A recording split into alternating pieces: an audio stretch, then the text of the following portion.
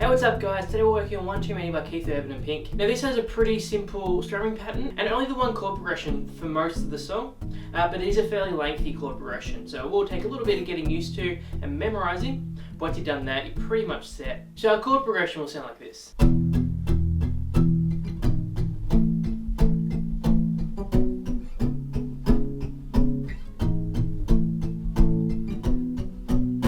So we're going to start with an E. Rather than making a full E, what we're going to do is actually just use our first finger and use that on the 5th and 4th string. So we're doing a little bit of a bar there. And the reason is that we're only really touching the lower strings at this stage anyway. So it's actually like a power chord that we're doing here. And all we're doing is down strums on quavers or 8th notes, depending on what terminology you want to use. And we do that 6 times. And what I'm also doing is actually palm muting. Just resting the side of my palm here, just along the back here at the bridge. All we're doing now is adding a G sharp in the bass, which is the 4th fret on the 6th string. And so that's why we're just using the first finger to play that E chord, because it just makes this one a lot easier. So all we're doing here is adding a 4th finger or 3rd finger, if you want to do it that way. I find it a little bit easier just for the stretch to use my 4th finger, and adding that on the 4th fret of the 6th string. Now we're going to move to an A. So again, you can use a standard open A chord. So that's your first finger on the 4th string, the 2nd fret, 2nd finger on the 3rd string, 2nd fret, and then your 3rd finger on the 2nd string in the 2nd fret. But I'm just going to keep using my first finger and just move that bar down.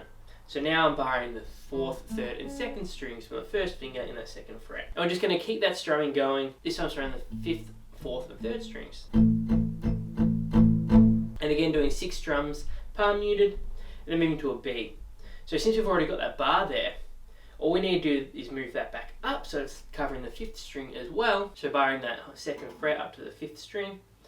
And then using your 3rd finger, and again we're still just going to be strumming the 5th, 4th and 3rd strings. So using your 3rd finger to bar the 4th and 3rd strings there. Or you can use any sort of other fingering if you want to. This is a little bit easier and quicker to move to. 2 down strums on that.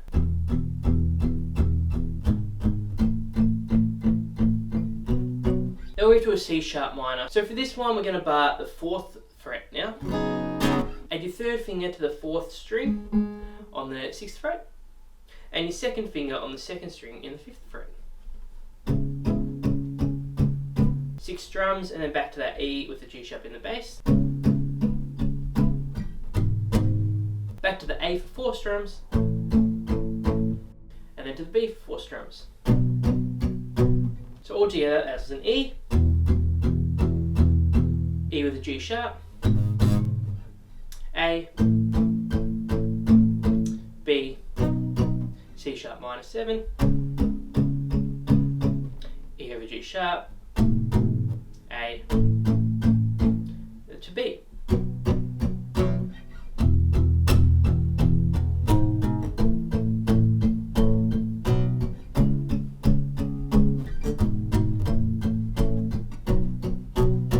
And we do that twice in the verse and then once more for the pre-chorus. Then we get into the chorus, which is very similar. Now in the chorus it starts off exactly the same. So we go through that chord progression one full time. Then we go through it again, but this time we replace that C sharp minor 7 with an F sharp minor 7. So barring that 2nd fret, then just adding your 4th or 3rd finger onto the 4th fret on the 5th string. So basically what we're doing there is an F sharp minor 7, but without our 6th string, without a bass note.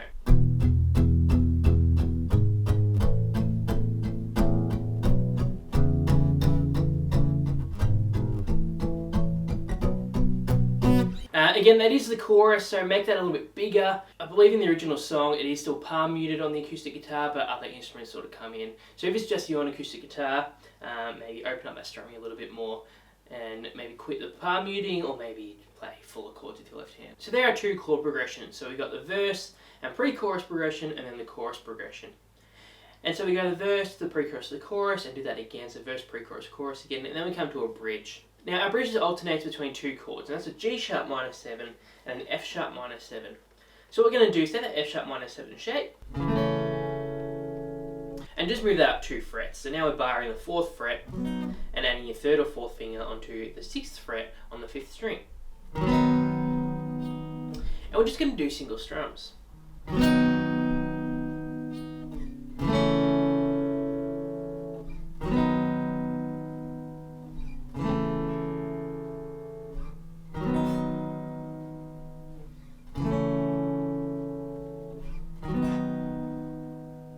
Now this last time, instead of going back to that F sharp minor 7, we're going to go to a B instead.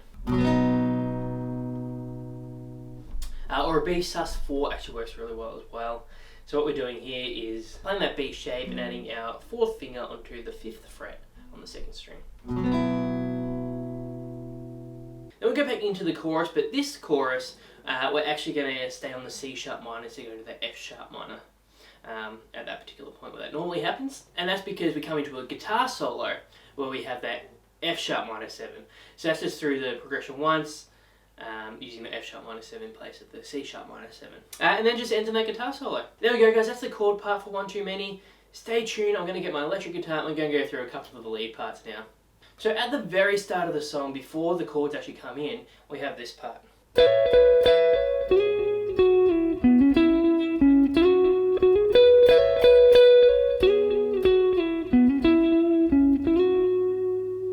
So starting on the 16th fret on the 3rd string and the 17th fret on the 2nd string, playing them both at the same time, then immediately hammering on to the 18th fret on the 3rd string. Then back to that 16th fret. Play that again and then back up to the 18th fret. Then we're going to do a slide up to the 18th fret on the 4th string, to the 16th fret, then to the 14th fret. Then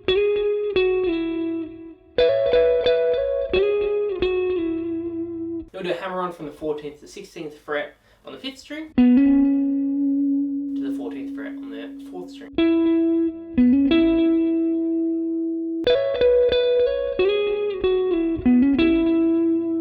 Back to the 16th fret on the 5th string, then slide up from the 14th fret to the 16th fret on the 4th string. Then we do a little hammer on from the 16th to 18th fret on the 4th string, then end on that 16th fret on the 3rd string. Then we do it again.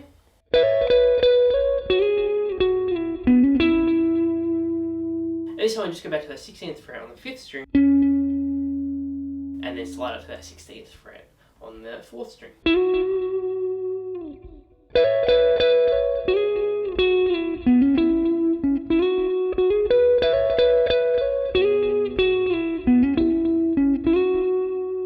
Now that's not exactly how Keith Urban plays it. He's got a few more sort of double stops and little chordal things going on. But that's just a nice, easy way for you to play it at home without spending ages trying to figure it out. Now at the end of the song, we have a guitar solo. And I normally don't teach guitar solo, but this one's actually a lot of fun. It actually works with the chords really well. So we're going to start off with a little half-tone bend, or semitone bend, or 1 fret bend, bending from the 16th fret to the 17th fret on the 1st string. Hit that 3 times. On the 4th time we hit it, we're going to bend down. Then we hit the 14th fret, and then end on the 17th fret on the 2nd string. Then we do this repeated lick, so we're going to slide up, and it doesn't really matter where you slide from, but they are quite long slides that Keith does, and we're going to slide to the 18th fret on the 3rd string. Then hit the 17th fret on the 2nd string twice. And he does that 3 times, and then we hit the 19th fret on the 2nd string and do a whole tone bend. And then he kind of goes a little bit crazy with the with the vibrato there and puts it a little bit out of tune, which is a cool sort of effect.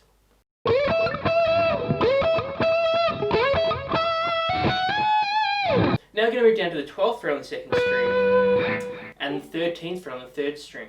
And we're going to do that little motif that went on in the introduction. So hammering on between the 14th and 12th frets on that 2nd string, while having that 3rd string note going as well. So then on the 11th fret we do a whole step bend again.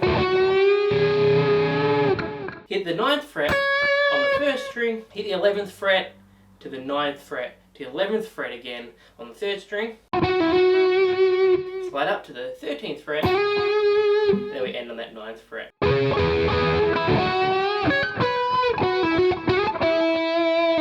So that'll all end up sounding something like this.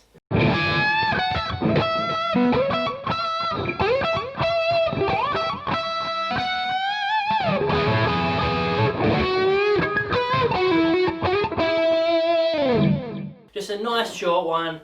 Make sure to watch my full playthrough to kind of get that in context as well. And there we go guys, that's One Too Many by Keith Urban with Pink. Make sure to leave any comments, questions or requests in the comment section below. And like and subscribe. I've got new lessons coming out every single week. It really helps support the channel. Thanks for watching guys, I'm Sam, I'll see you next time.